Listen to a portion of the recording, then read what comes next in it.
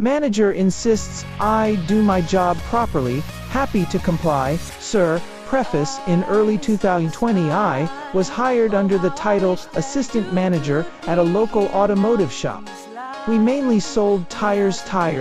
If you are American, and alloy wheels for passenger vehicles. The company owns several stores. I reported directly to my manager, who then reported to the owner of the company. Shortly after I was hired, I noticed the behavior of the manager was far from professional. He would constantly mock and berate me for being the new guy. I believe part of this was jealousy and insecurity on his part, as I ended up recording more sales under my name within the first few months. He would also knock off work early and start drinking beer whilst the rest of us continued to work. I remember when he found out that I participated in MMA training sessions after work, he tried to goad me into a fight for his own amusement. Clearly this guy did not like me, and I was starting to get the feeling that he was trying to get me to snap or lose my cool, and as a result my employment. I became even more certain of that with what happened next. Story: during the few months that I had worked there, I had noticed that our takings for the day and sales records did not match. I would often spend half an hour to an hour after work trying to figure out where the errors were coming from, whilst the manager would simply throw his hands in the air and exclaim that he had no idea how this was happening.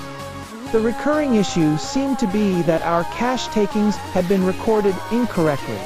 There would sometimes be an excess amount of cash that did not match up to what was recorded on our sales invoicing software. Other times there would be less. I was, at the time, an accounting student studying towards my bachelor's degree. I was already suspicious of the cash being out each day. However, given how the manager had been treating me up until this point, I was concerned that any complaint would somehow be twisted and used against me. And boy was I right. Several weeks later, my manager took some time off. During this time, I managed a personal record in store sales, and also noticed something interesting: the cash was never out at the end of each shift. I reported this directly to the owner of the company, given I was acting manager. During the time my manager was away, I was expected to report to the owner every day and explained what had been occurring whilst the manager was there. In all honesty, I was hopeful that the owner would be having a word with the manager about the discrepancies. However, I was also weary, as I believed once the owner spoke to my manager, that the manager will immediately know it was me who reported this. When the manager returned to work, he immediately approached me with a disgruntled look on his face. I have spoken with the owner. You tried to blame me for the discrepancies. You should focus on doing your job properly, then this would not happen. I was quite taken aback by how angry he was, though I was not surprised that he twisted it and tried to place blame on me. Given his reaction, I am even more suspicious at this point. He wants me to do my job properly. Malicious compliance ensues. That same week, I got to work. I started paying attention to what customers were paying when they were dealing with my manager. Behind his back, I began examining all of his sale transactions and invoices with a fine comb. As the days rolled by, I started to find evidence of his dishonesty.